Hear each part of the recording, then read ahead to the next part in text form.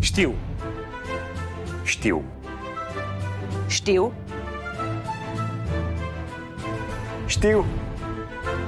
Știu. Știu.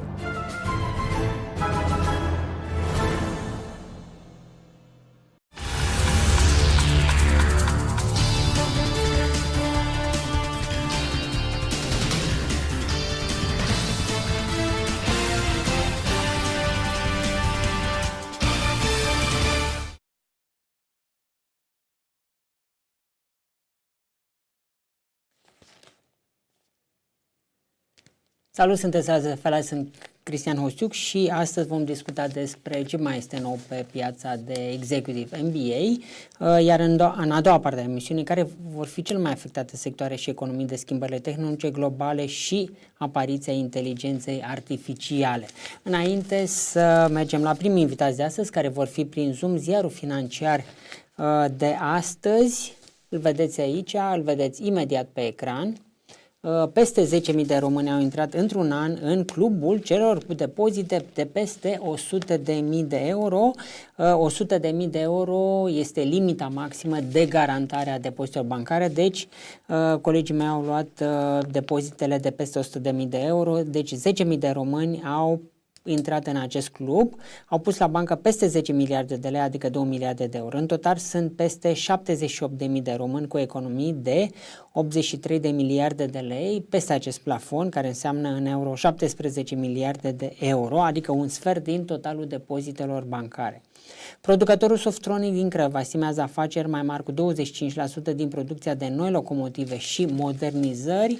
Singurul lucru bun din execuția bugetară. Investițiile statului au șanse să atingă 100 de miliarde de lei în 2024. SoftServe România. Gen AI este complementară echipelor noastre, căutăm 20 de oameni. Gen AI accelerează cu 30% timpul de dezvoltare a proiectelor. Cum se vede deficitul comercial prin ochii unui transportator? Aducem 30 de camioane săptămânal cu carne și legume din import și plecăm cu 3 camioane cu bufuleți și salam. Bazele și cluburile sportive au avut venituri de 564 de milioane de lei în 2023, cel puțin așa arată datele oficiale, și și-au dublat afacerile în 3 ani de zile. Și ce acțiuni au cele mai mari 5 creșteri de la bursă de la începutul anului, dar și cele mai mari scăderi? Avem o creștere pe IPRO Bistrița, o creștere de 116% de la începutul anului, antibiotice IAS 112%, EGES 100%, Sfera, adică pui de la KFC și Pizza Hut, o creștere de 57%, Transelectrica 56%, la polul opus. Vedem o scădere la Hol de Agri Invest datorită problemelor din agricultură, minus 40%, Bitnet minus 32%, Chim Complex minus 29%, Fondul Proprietatea minus 24% și Compasibil minus 22%. Mergem astăzi la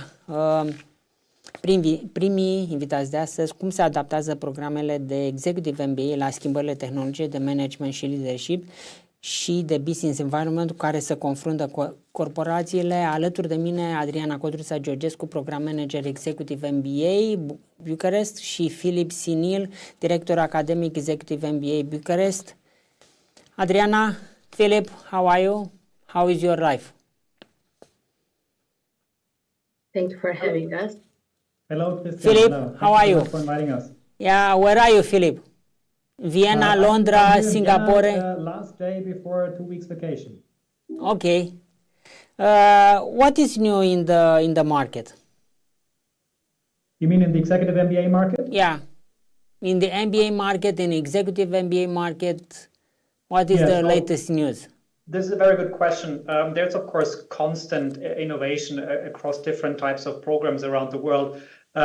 What we are observing is that, of course, there's lots of innovation with regards to the content right now, and 2 different types of contents here stick out. One is there's, of course, much more focus on generative AI or AI in general, and the second key topic that is really much in debate and is influencing the content is the content or the question of ESG strategies, so all the kind of corporate sustainability issues that are confronting firms these days. Adriana? Yes. So, What is your answer to my question? Yeah, I agree with Phillip.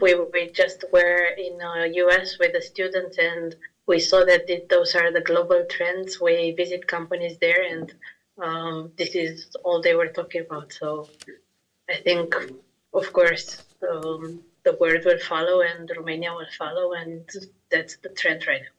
Okay, for your Executive MBA, for your program, it's part of the Vienna University. What are the latest news? In November, in this autumn, we will start with another cohort. How many people there are enrolled there, and what is your expectation?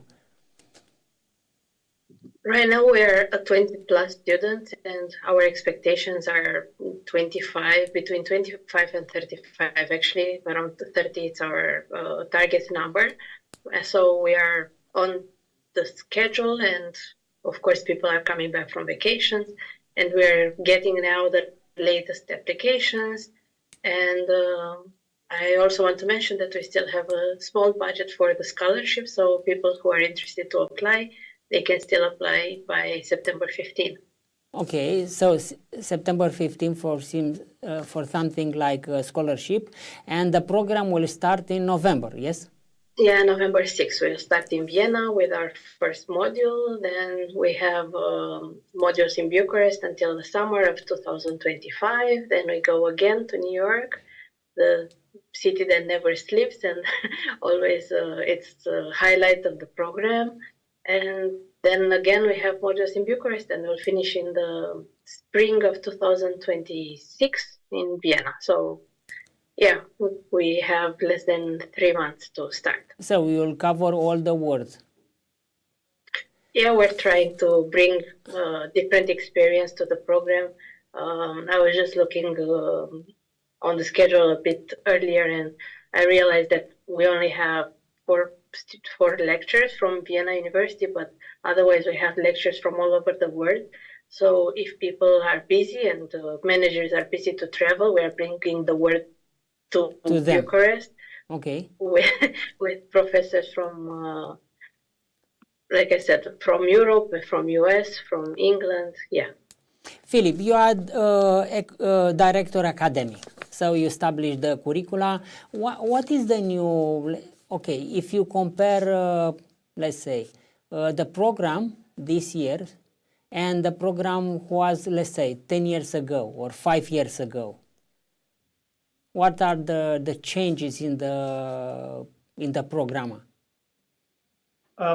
This is a very good question. There's, of course, ongoing changes. As I said earlier, we have incorporated much more the topics of, let's say, digitization, AI, on the one hand, but also on the other hand, you know, all this, everything around responsibility and accountability, ESG.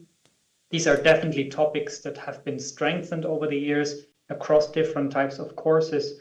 We also have a very dedicated responsible leadership course now, for example. A second thing that is also very important and that, you know, has I think been strengthened much more is that we were talking 10 years ago, we were talking about innovation context within firms, you know, having a module dedicated to innovation.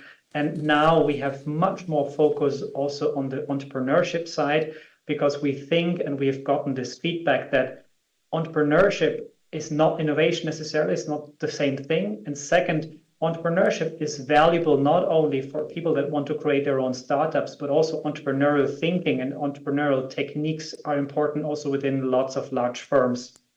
You know, call it intrapreneurship if you want. And this is also another key change. So more digitalization, more ESG and responsibility, and more entrepreneurship, I would say.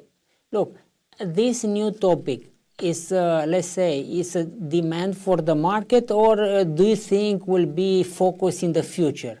And all the people who come to take an executive MBA will need to understand, to study these kind of topics. I do think so, right? So I'm very much convinced that everyone who wants to go for an executive MBA needs to go through content that covers those kind of issues, right? We need to be able to manage and understand and lead through a world with AI, right? Where, it's not even clear right now how much and what AI can do in the near future, right? Right now, there's still very funny examples of what AI cannot do, and at the same time, there's terrific examples of what AI can do. We need to be able to understand this, and we need to be able to navigate this. And the same is true with regards to ESG strategies, right? So this will not stop, even if political trends like maybe Donald Trump being elected in the US or so. Even that will not stop a major trend towards thinking about how can we be environmentally, socially, and from a governance perspective, be responsible regarding how we do business. And entrepreneurship, I think, is just extremely important, because if we don't do this, our firms in Europe, which are by tendency high-cost locations, will not survive or will not thrive. And therefore, if we want to create value in our societies, in our businesses, in our economic situations, we need to be able to think through entrepreneurial questions and be able to solve problems and create value thereby. Phillip, do you think AI will replace you? I think to some extent, yes. Okay, you expect that in 5 years, in 10 years to be replaced by AI? I actually do think that some of the activities of lecturers, of teachers, will be replaced. This is in my mind, this is very clear, right? So there will be activities such as, for example, very well-written, personalized feedback to certain tasks and exercises, which can totally be done by AI systems, right? As an idea. It will also be possible to create, to let an AI-based avatar, do lectures and to have small input lectures here and there. That's also clear. So I think the focus of our activities will shift in the same way the focus and the emphasis of activities for lots of other types of jobs will shift with the ongoing AI revolution. Phillip, MBA was a program start for, let's say, executive, the people who are hired by the corporation in the higher position, and not for the, let's say, the people who are entrepreneur. You mentioned that you changed something to put focus on entrepreneur. Why? Maybe you have to repeat the question. I didn't understand it correctly. Okay, MBA was a courses for the executive, the people who, let's say, who are in the corporation, who are hired by the corporation, the people who wants to be promoted. Okay, and they need an MBA or executive MBA. Okay, in the meantime, for the MBA is not for the entrepreneurial, because in entrepreneur you have an idea and you move very fast. Okay, I understand. Yeah. Okay. Thank you very much. No, I need to correct you here. Of course, I mean, in principle, what we mean, and I think this is generally accepted in the market as well, an executive MBA is an MBA program, a generalized business education program for very senior people, right? Very senior managers that have lots of experience and that want to upgrade their knowledge and their understanding, and thereby profit from this and develop whatever they do in their jobs, develop this further. This is relevant, of course, for managers within big corporations, senior managers in corporations, but it's also very relevant for entrepreneurs. And we have had, and we still have every year, a number of entrepreneurs in our programs. In the end, you could say, I mean, an entrepreneur is nothing else than a very senior manager for her or his own firm, managing budget, managing strategy, managing marketing, a team of people and so on. And that can be further leveraged and can be further enhanced with doing an executive MBA. Actually, a lot of startups are getting into a dangerous zone when they are becoming themselves a big or relatively big firm, from startup to big organization. Here, you need to start have knowledge about how to manage stuff, how to delegate, for example. And therefore, in my mind, there's not a big difference in terms of what entrepreneurs need in terms of knowledge and upgrading of knowledge as compared to what managers need in terms of education. Adriana, How many people finished Vienna Executive MBA? It started we're getting close to 500 now. 500? Yeah, we have a big community. Most of them are in Romania, but we also have people all around the world. We have people in Japan, we have people in Luxembourg, we have in Zurich, we have people in Vienna, of course, that graduated in the program and decided to move abroad. So, but in total, 500 people that graduated the program from Bucharest. Okay, do you have a statistics? How many entrepreneur guy entered in this program? What is the proportion? 10%, 20%? Yeah, we don't have a statistics in this regard, but I would say if we have 2 in each class, I think we are close to 8 to 10% maybe. Okay, but did you see in the last 5 years that more entrepreneurial guy wants to take an executive MBA? Yeah, it's nice to have. I don't know if it's a trend, but I can tell you that people that are entrepreneurial or entrepreneurs who are coming in the program, their main goal is to scale their business worldwide or outside of Romania, and this is why they choose an executive MBA program. How you measure the success of the student? Because look, I see a lot of the statistics. All the executive MBA or all the MBA program worldwide put this first condition. If you take this MBA or executive MBA, your salary will be up 50%, will be double. You can take a higher position. Okay? In your case, how you measure the success? Actually, every 2 years, our alumni department is sending some emails to the graduates, and they are asking questions. It's a form they need to fill out. Also, with increases of the salary, job change. So this is how we get our statistics from. Okay, Phillip. In terms of leadership, the people who take an MBA, their reason is to take a higher position, to be a leader. Right now, what is the skill for the new leader? Yeah, this is a very good question. I think it relates a bit to the topics that we discussed earlier. I mean, leadership skills. Of course, there are a couple of general leadership skills that haven't changed much, right? Like how to address a team, how to manage conflicts, et cetera, et cetera. And we still have some of this content, of course, in the MBA. I think more novel, more interesting kind of questions are with regards to responsibility and accountability. And what I mean with this is, if you think about this, if the AI revolution is going on like this, then there will be every single employee will be working with AI in some way, right? And AI will have a big input, a much bigger input on the output of individual team members than beforehand. So who's responsible for this work? How do you manage accountability? The AI system is allowed to be used by the firm. People use this. The AI system makes a mistake. How do you deal with this as a leader? This is one question.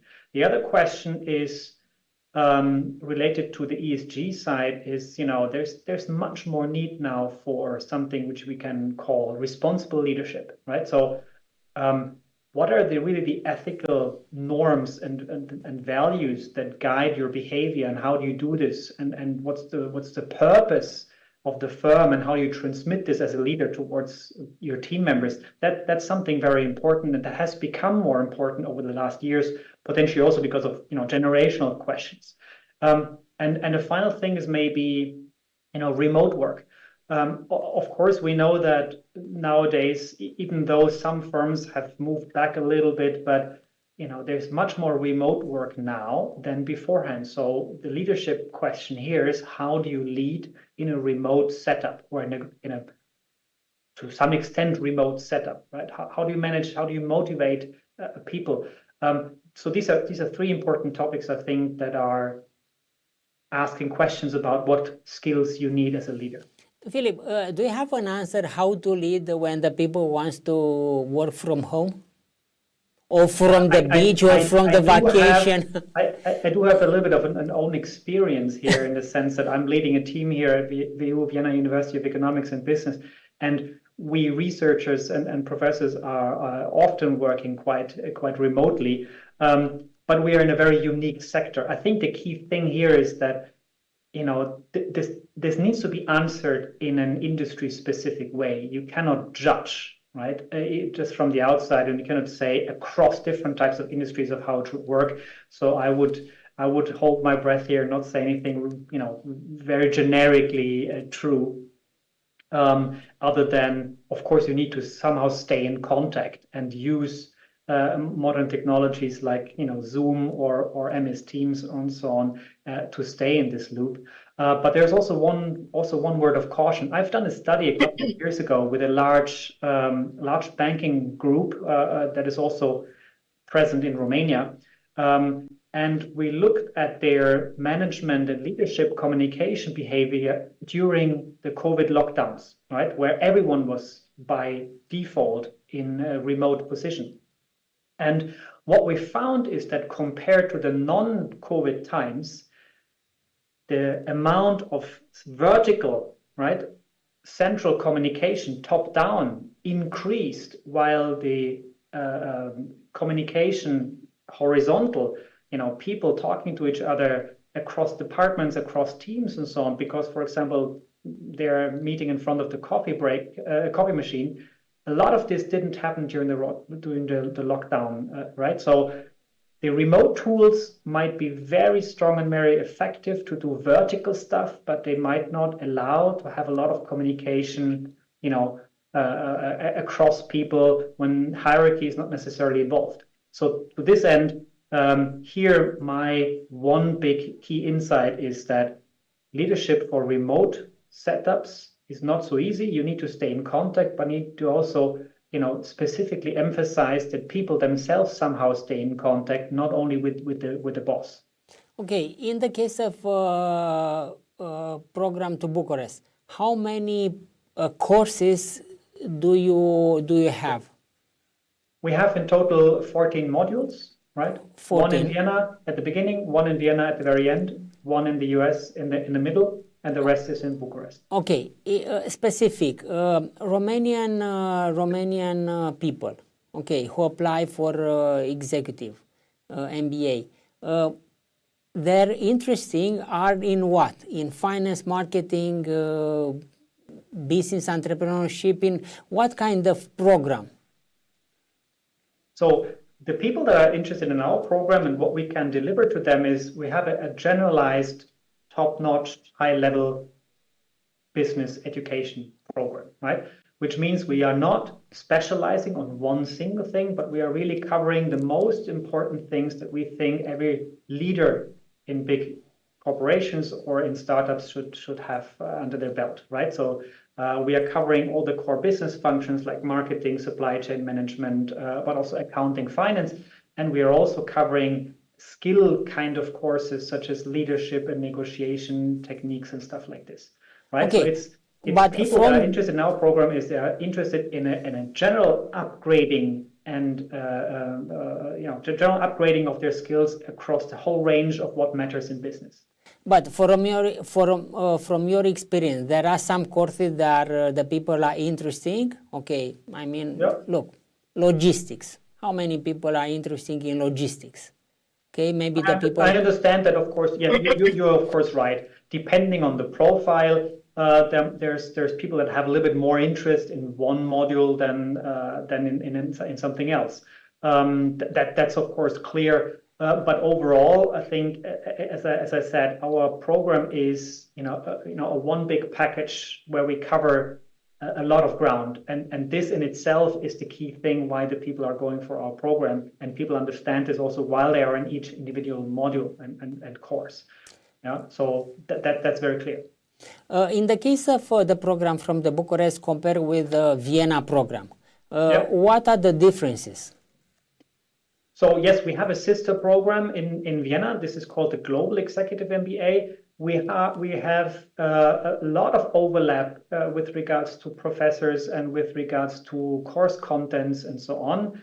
There's a couple of differences. Our unique position for the Executive MBA in Bucharest is that we have this, very unique thing, doesn't exist really in the market at all, of a relatively local cohort with predominantly Romanians or people around Romania on the one hand, but this in a very diverse way, people from lots of different types of industries, and coupled with very global and international content, top-notch Executive MBA content from professors from around the world, right? And this is a very unique combination.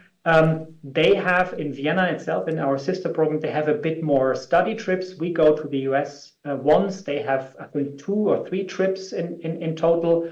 They have also a much more formal cooperation with a business school in the US, the Carlson School of Management in Minnesota.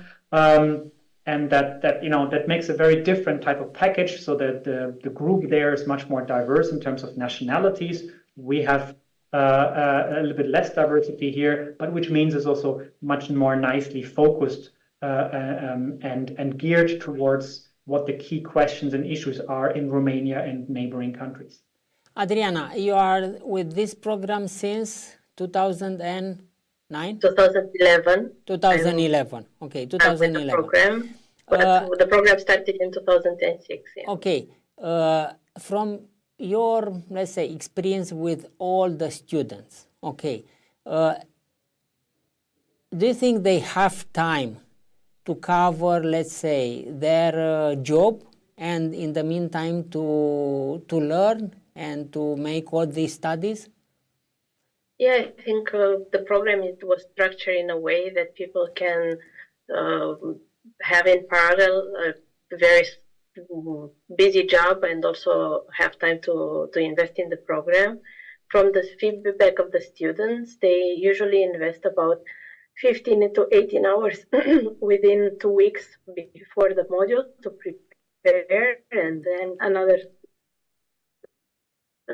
15 to 20 hours for the post-module assignment during 2 weeks. So it's not that bad. It's like 1 hour, 1 hour and a half of individual learning outside of the 4 days of the program that we have in the class. Okay. What are the, let's say, the parameters? How much is the program? Because all the people, first of all, 42,000 euros, okay, and the scholarships that we are offering right now are up to 35% of the tuition fee. And from your statistics, within this diploma, your salary will increase by how many percent? I know you always like the statistics. Usually the feedback of the students is that they get back the ROI, the return of investment comes within 3 years. Okay, can you repeat the answer? Yes, I was saying that the students are usually getting back the money they invested in the program within 3 years after they graduated. Okay. After they finish the program with the diploma, they can go in the world with diploma? Yeah, the diploma is offered directly from Vienna University of Economics and Business, and yeah, it's a recognized university worldwide. Okay. In this, we have one market with inflation, higher interest rates, decrease of the economy. The business is doing well, but not very well. This year, do you see some problem in, let's say, in attracting students with this program? The environment affect you or not? No, I think the request for the program is still high. We don't have any issues. We are running the program every year since 2006, and so far it looks good. We're not expecting any lower request for the program in the near future. Okay, Phillip, what is the insight or framework do you introduce in this program compared with the other program? Sorry, can you repeat? What is a new kind of a framing or so? Yeah, what, let's say, unique insight or frameworks do you introduce in your courses that distinguish the executive MBA from the other program? What we have, I mentioned this already, we have strengthened a lot over the last years our focus on entrepreneurship and intrapreneurship. Okay. And now we've gone a step further. We've also made this emphasis much stronger, particularly in what we call the capstone project. So since this is a proper master program, every student has to write a master thesis, but we have decided to have a very practice-oriented capstone project for the master thesis, and this needs to be an entrepreneurial project, which is either a totally new entrepreneurial idea or an intrapreneurial idea where the students in groups of a couple of students where they work on a novel idea and a new business within the context of a firm, right? So this is kind of a new I would say intra and entrepreneurship frame that really sets us apart, and where the students can work a lot on new ideas and profit for themselves or profit also for the company that they're working for. How many professors do you have? I mean, in total? We have 14 modules and 14 or 13 professors or so approximately. But of course, we have changes from time to time. But we have, of course, the core ideas that we have for every single module, a different type of professor. Okay. We really have the marketing specialist and the supply chain specialist and the leadership specialist and so on. Our leadership professor, for example, is a former INSEAD professor. We have from top-notch business schools in Spain, for example, IE and IESE, we have professors in marketing or in negotiations. So we have a bunch of great people together. In the case of Romania, the people ask for, let's say, American professor, European professor, England, Spanish, French guy. Do you see some particularly here in Romanian? If I see particular interest in our students, the students ask they're very interested in the full range of what we have, right? Because of course, an American perspective is different from a European perspective and from an Israeli perspective, for example, and we have these different perspectives coming into the program. Of course. What we do know is, and what we have understood is in the past, is our students, our participants are not interested in repeating their education somehow on a bit of higher level of what they have already gotten in Romania when they were doing their bachelor or so, right? So this is one thing, and it was a very good basis for their career, but now they want something else and something different, and we are catering to this demand. Okay. Adriana, so we'll see in November, okay, with the new classes, okay, new class. Okay, let's hope will be a good class. And we look forward for the start of the new program, and it's always bittersweet when people are finishing because we were with them for 16 months during the program, but then new students are coming in, and it's always a good moment for us. Okay, the last class, how many people finished the program in the last class? So actually in April 2024, we had the largest class ever when this class had 39 people. 39? Yeah, that was the largest class ever since the program started in Romania. Do you have an explanation why was so many students?